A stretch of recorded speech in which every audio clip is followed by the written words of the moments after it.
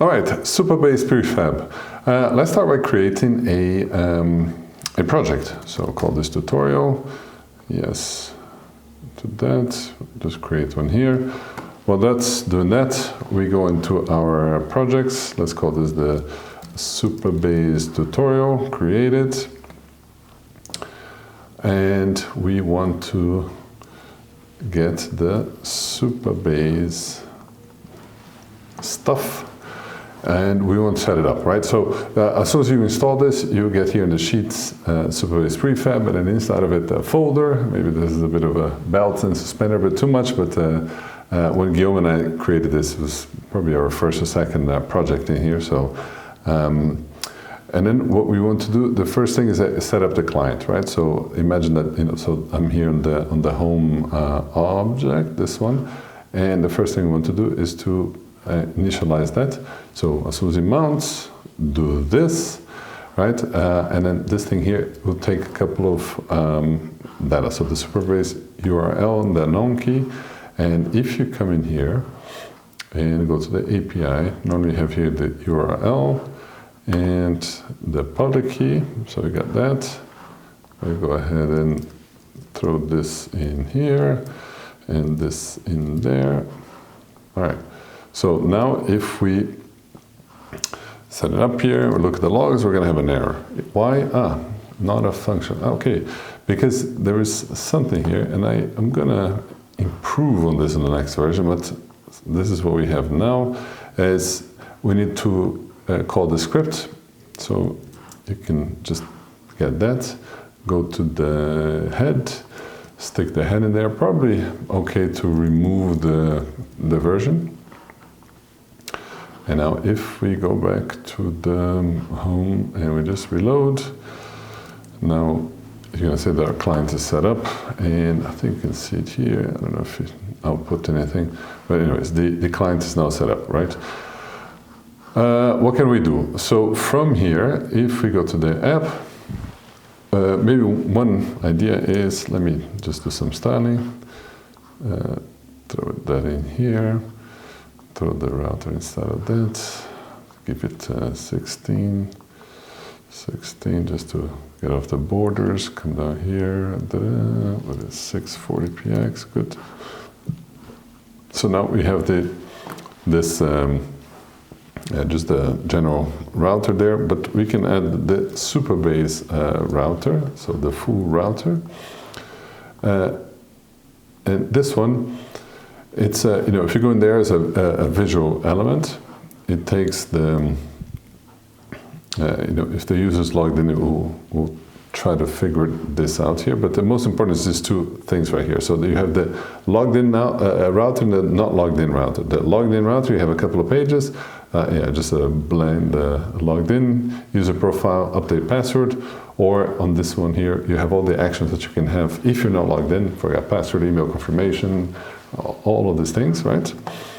So if before you do that, one of the useful things to do is that right now we're quite raw. There is nothing in there. So if you create a new user here, it's going to show up in the auth table users, but that's it. You won't be able to add a name, all these things. So because of that, if you go to the SQL editor and the templates, one of the quick starts is this user management starter.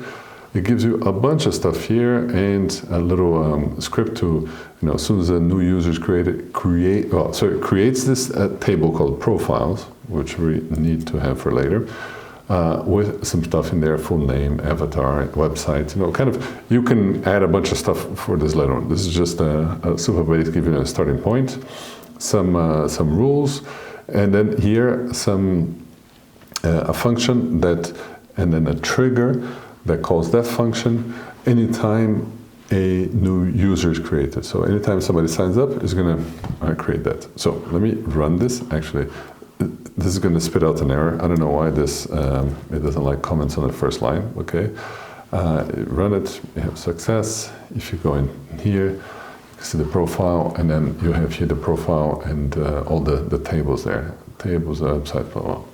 Okay. Now, a couple of things of interest. A profiles table. If we go to, maybe here is best, and the setup client, yeah, so the setup client. In here, see, set up the user profile table name. So that's this name of the table we just saw there. It used to be user profile, that's why this is the default, but now it's profiles. Well, I need to update that. So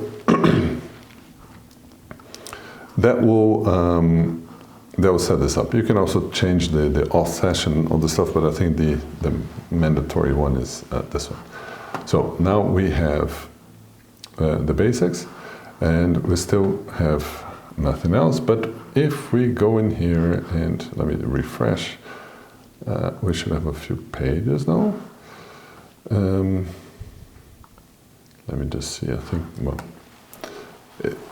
it's not ideal my setup here, but so just bear with me. So we can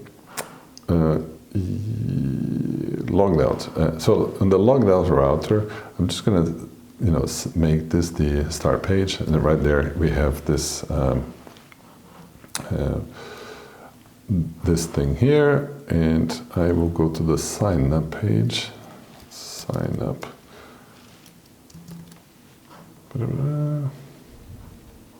Page. So this is the sign up page of Supabase, and this is, you can see this is what I'm looking at there. Now we can sign up. So let me throw myself in there. 1, 2, 3, 4, 5, 6. Very complex password. Rico. Okay. This and you click sign up. You see that you click. You go. Something has has set up here on the profiles page. You have a new line, and this line is referring to this user, right? So that is